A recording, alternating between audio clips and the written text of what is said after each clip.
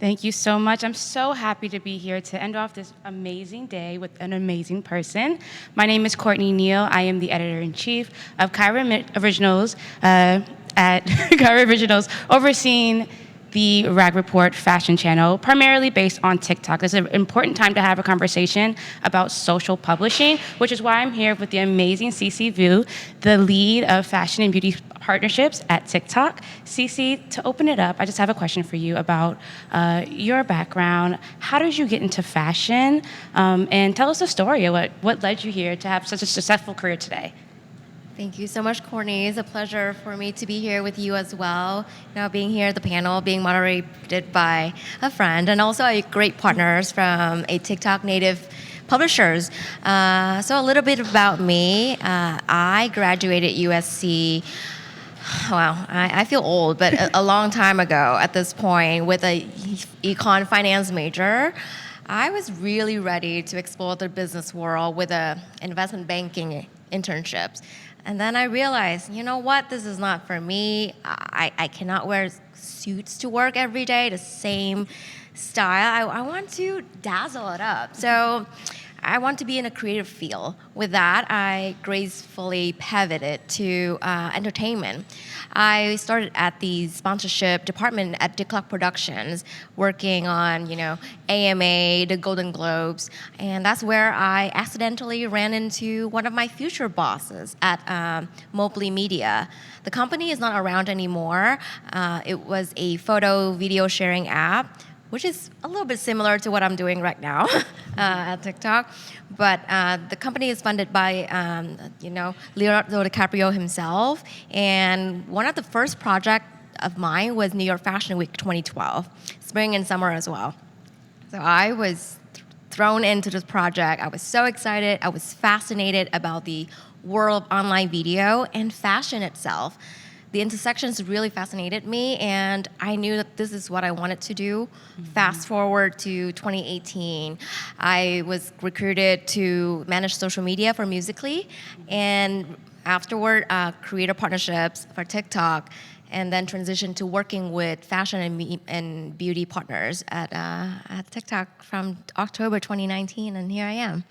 That's just a great path, a beautiful accident to lead you here with us today. And I think that's so fitting because I feel like within your journey, you met certain people along your way that became a part of your community. And I think that's what's the amazing thing about TikTok is that you can engage with people from all different parts of life, all different backgrounds, people that might have an interest in fashion, but are working a day job and don't really get to experience that in their day-to-day lives until they enter the app, and now they're in a whole new world. So that said, thinking about the fashion community and what opportunities does the platform like TikTok provide fashion lovers, fashion creators, and publishers like ourselves on Rag Report? What does it provide for all of us at one time? Love the questions.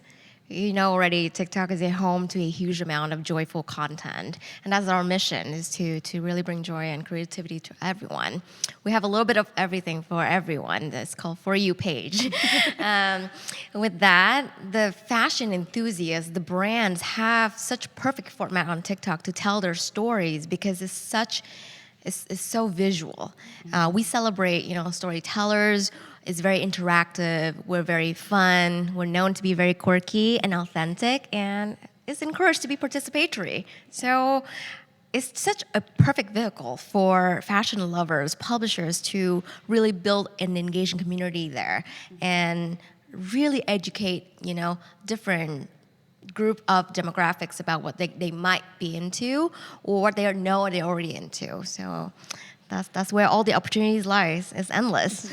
Yeah, I can only agree with that because as a publisher on the TikTok platform, Rag Report, we're geared towards Gen Z. Gen Z, they're young, they're figuring it out, they don't know what they want to do with their lives yet. And so having that community to explore has been very beneficial from our viewers because we see it in the comments. We see it as people reshare our pieces or duet our pieces and things like that. And I think that it's very valuable for the Gen Z community in particular to have an app like TikTok that is just connecting everybody from everywhere with the shared interest. I want to touch on, like, speaking about community. I think one of the things within Rag Report is that our community is our lifeblood. It is something that makes our account grow as a publisher. It makes our account just, stay active. But we also have like a responsibility as a publisher to make sure that we are inclusionary of all different types of stories, all different types of experiences. And so from your perspective, thinking about the fashion landscape over the past couple of years in real life and online, in what ways does TikTok strive to create space to represent those often underrepresented communities? Such an important question. The way that how TikTok is the platform works is really about discovery. Any content can be discovered on TikTok. It's all about the video, the story you're telling, and that ability is really elevate different diverse voices, underrepresented communities to be seen and to be heard on the platform. And at TikTok, we also do our parts to really elevate and offer opportunities to these communities as well through Fashion Month, for example, which we celebrate twice a year, which is a 4-week program. Usually it lands during the women's exhibitions from all the designers. Tends to be very exclusive historically and is due for an evolution, and that's why we're coming in. We want to democratizing the fashion experience, really with your help from the publisher side, really pumped out with educational content, news content, to just really keep everyone up to date and give a perspective that is not seen anywhere else. And also really, really give everyone a front row to fashion experience that so long has been so far removed from the general public, like me, someone in finance before. Yeah. Yes. I love that. And I think, even me being here today is really monumental for our brand as Rag Report, as a publisher, because it's like our first New York Fashion Week in real life. We're a new brand. We launched like just over a year ago, and we've had so much growth. And I think that that's because that we're giving that front row access to somebody who doesn't normally have that or won't be able to come to New York this year. In the future, you can always get here. Sky's the limit. But I think like what you said is great. Having those programs, those tent poles throughout the year have really been great for us as publishers in the space. And I remember doing a talk with you guys a couple months ago during one of your tent poles for Pride. And I think that was really important for me because the discussion that we had was about inclusion all year round, not just during Pride.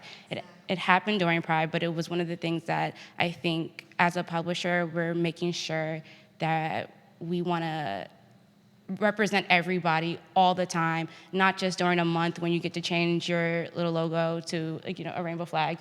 It's everybody all the time. So I think it's really great that you guys, as a social media platform, really put that onto your publishing partners to uphold that theme. And I'm really excited and grateful to be a part of the crew. Thank you so much. It's a constant effort from so many different teams, and I'm so grateful to be such a small part of it. And of course, thank you for being on that great webinar as well. Yeah. So one of the things I want to highlight about the platform in general is that the transition from it being something that was most recognizable from like dance content, trending content, to now being the space where people are looking to TikTok to search for new things. People are looking to TikTok to learn educational content. People are looking to TikTok to really reach their own communities. So in that sense, engaging. As a publisher on the platform, whether you're breaking in or you're trying to grow your following, what are some of the best practices that you think a publisher should strive to achieve when using TikTok? You ask me as if you do not know. I know. Because Rack Report is an expert. They grow their community so fast, and they're pretty new in the game. However, the community they're able to build is based on the best practices they learn through experimentations. The first and foremost is to really truly lean in through experimentation. It brings true success as well, and you know that firsthand. Whether that's the trends, whether that's educational content, news, or coverage on DIY, coverage on how to, because people go there to search and learn. Yeah. It's always great to experiment. And also remember to have fun. The best thing is to put yourself into the lens of users. If you're on your own For You page and you see your own video, would you stay and watch or would you scroll past it? Yes. So really think as the users and be creative using our own tools within the app. We have Duet, we have Stitch, we have respond to comments with the video. We learn so much from the comments, right? Because that's where our community building efforts lie. We encourage everyone to really interact with your audience, build a community, and use our interactive community managed tools to really showcase that you are TikTok native and you're not syndicating content. Yeah, I love that. And I think, something that you just said that was great is like really put yourself into the shoes of the viewer. And I think to add on to that, authenticity is key when it comes to social media and key when it comes to TikTok. You got to think of your audience and know that like they're smart. They're smart people. Like they can see through the stuff that is not authentic, stuff that doesn't feel real. You never seen it on those on videos where it's like, is this stage? Is this stage? Like they call it out. Yes, it is stage. Most of the times, if you can feel that it's staged, your audience will feel that it's staged. And they're empathetic with it. They celebrate it. Mm-hmm. So I think it's always a two-way street with TikTok. The conversations can really expand through a series of content and VOD on the platform, and that's what's so unique about TikTok. Mm-hmm. I want to kind of go off book about becoming a TikTok publisher. I know Rag Report's journey was fairly quick, but from your perspective, if somebody is interested in becoming a TikTok publisher, what should they do? How should they start to do that in building their brand? The most important thing to really build a TikTok native publisher space is to understand the topic that the communities that you're trying to reach would care about. Mm-hmm. Sometimes we're so subjective about the topic that we would want to cover because it might be important to yourself, but might not resonate so much with the community that you're trying to build. So think in a community lens, centric lens. Mm-hmm. That's the very important first step. And truly use the app. I always say that to all the partners that we work with. Use the app and understand the language that you're trying to speak and lean in as much as you can. You don't have to jump on all the trends. When you jump on any trends, make sure to put your signature twist on it. Perhaps make it educational.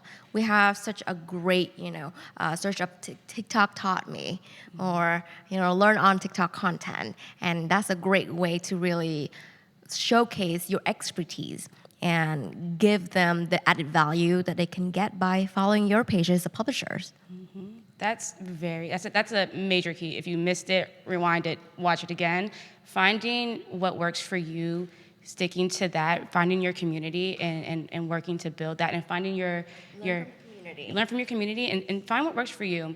I think that's interesting because at Cairo Originals we have 4 branches currently. We have Rag Report, which is our fashion channel. We have Blended, which is our newest beauty channel. 4 Walls, which is our interior design channel, and Glia, which is our mental health and awareness channel. And each one of those channels is different, and I think it speaks to what you just said. Mm-hmm. Whereas like on our DIY channel 4 Walls, that format works mostly with us, but that might not work for Rag Report. So you have to find what works for you, and I think that's really key, what you said. Yes. Different community has different way of content consumption. So really think for your community is the big way to start leaning in.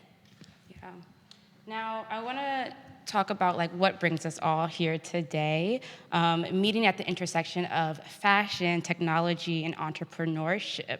From your perspective, what has been the greatest impact of seeing all three of those worlds collide within your field of social and digital publishing? The intersections of fashion, tech, and entrepreneurships is a great intersections, and the impact that we've seen here is the community building itself is bring us all back to the core topic of our today's talk, is that we need to engage more, speak more, understand what the consumer, what the user wants. We see countless success story on TikTok of how small businesses, entrepreneurs, really able to build an engaging audience and monetize their content through brand partnerships, through sales, through ads. And we are able to provide such opportunities through community building itself. So that is the great intersections, and we need to celebrate that always. Yeah. I think that's key. I think it's no secret that like monetizing your content is like the future of just everything of social media, publishing, and all of that. And I think that's great. And I think that as a publisher on the space, I want to call out that you don't necessarily have to sell a product to be successful in brand partnerships and in publishing like that. You can just have an opinion and have an idea or have a passion to like educate somebody on something in order to be a publishing partner with TikTok. You have to be able to be passionate and to create that brand within itself. And I think that's an amazing space that you guys have created for us. Thank you. And thank you for being such a successful example and case study for all of us. We love it. We love it here over TikTok. Over here at TikTok, Rag Report and TikTok are like We're this. buddies. Great. So, thinking about TikTok and New York Fashion Week as we're here today, right now, as somebody who might live in New York, what would you suggest them to do in order to like get active here or get active on the platform? I would say you're in such an amazing city, and where there's always events, there are always creative minds you see every single day. When you're buying a cup of coffee, you're in line buying a cup of coffee.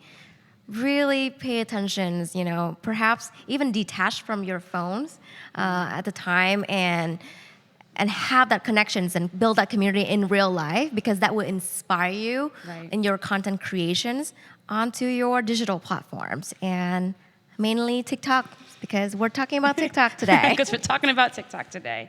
One of our final questions, closing out, CeCe, I want to bring it back to your story, because as we're talking about people who could be in New York and get active here in New York Fashion Week, there's a lot of people watching this online right now who aren't here.